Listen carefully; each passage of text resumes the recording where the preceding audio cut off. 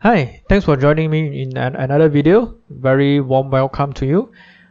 In this video, let's discuss the question, what exactly is the first class education? My name is Darren and I'm the private tutor from EnglishTuition.org.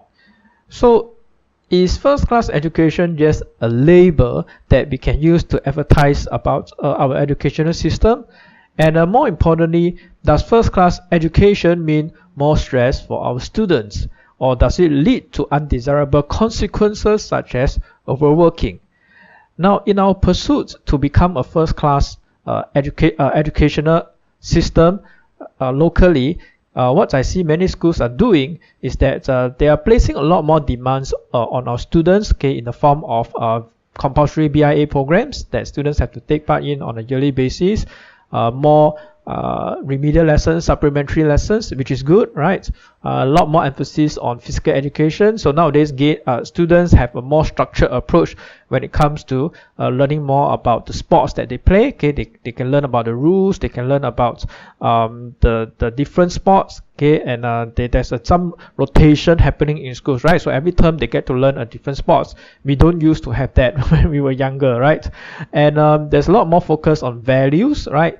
And obviously, the syllabus have gotten a lot more demanding. So all these demands are being placed on the students, all in the name of trying or striving to become first class in education, right? And I think that we are also building better schools, right? You look at our ITE schools nowadays, very different from the olden days. And we have first class universities. Our tertiary education are all top notch, right? And a lot of these changes are very positive. But I think all these changes, most of it come in the hardware aspect of education itself.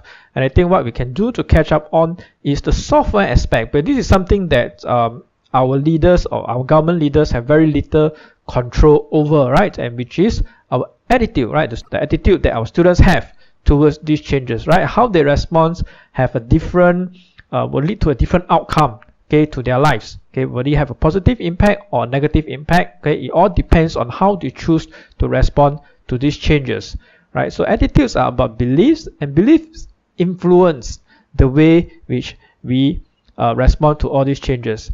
So if our belief system is that this is some propaganda that is happening, that is being implemented by our government, and that these changes are more of creating advertising for our nation instead of benefiting us directly, then of course that belief itself will lead to some kind of negative impact, because we are not going to accept these changes and take advantage of these changes and help benefit ourselves when it comes to learning, right? So if our attitude does not enable us to cope with these changes, then obviously the outcome is going to be negative, right? And they're going to cause overwork, right? And because we are going to be complaining about things, we are going to be grumbling about things. Why do we have to do that? Why do we have to learn about sports? Why do we have to learn about values? Why do we have to participate in VIA?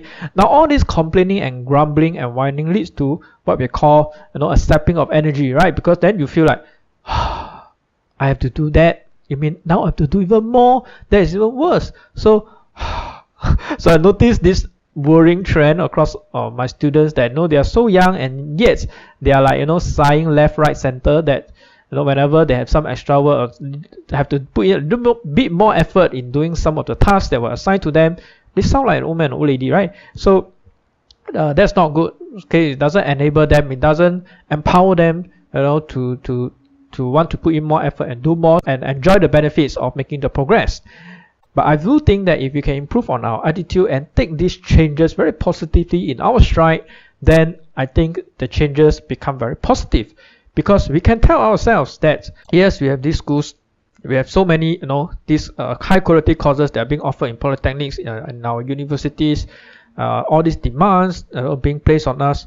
So how can we rise up to the challenge, take these challenges positively and benefit from it? How can I learn more? Maybe I can be more organized. Maybe I can develop my discipline. Maybe I can develop my resilience. So all these are very positive changes if they do happen, right? But it all depends on the attitude that we adopt in the first place.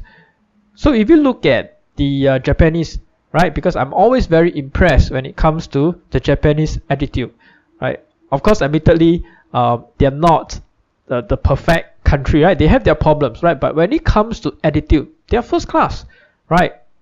They have a very can-do attitude, okay, and they're very willing to innovate and very willing to go the extra mile to learn more, right, and to better themselves. So I think that Japanese spirit is something that we can learn to appreciate, and we can something that we can learn from.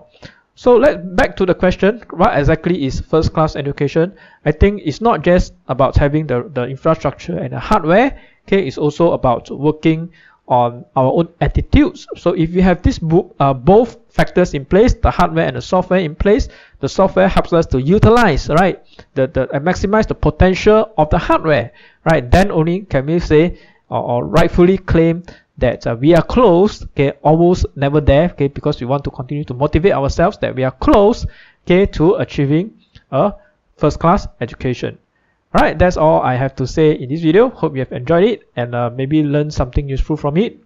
If you'd like to see more videos just like this, just go on to YouTube, subscribe to the channel, or follow me on my Facebook page. I'll leave the links in the video description below. Videos are 100% free, don't have to pay a single cent. And yeah, I'll see you in the next video. Bye.